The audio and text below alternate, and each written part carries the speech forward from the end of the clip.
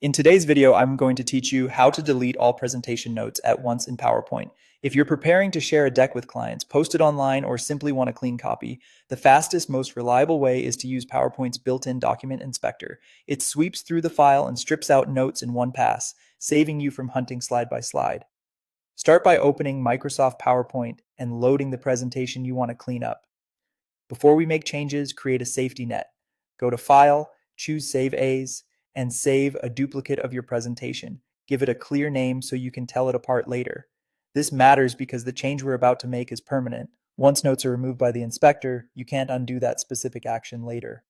With your backup saved, stay in the File view and head to the Info section on the left. This is where PowerPoint groups tools that prepare a file for sharing.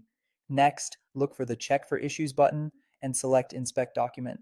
PowerPoint may ask you to save if you haven't already. Go ahead and confirm so it can run a complete check. The Document Inspector window will open with several categories of content it can look for. For this task, we want it to target only one thing. Clear every checkbox, then leave just presentation notes selected. This ensures you're not accidentally removing comments, personal properties, or other data you may still need. Click Inspect to run the scan.